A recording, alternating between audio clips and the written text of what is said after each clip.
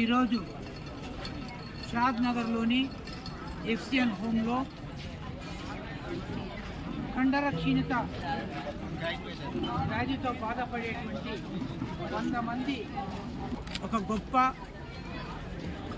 అందరూ కలుసుకునేటువంటి ఒక గొప్ప రోజు.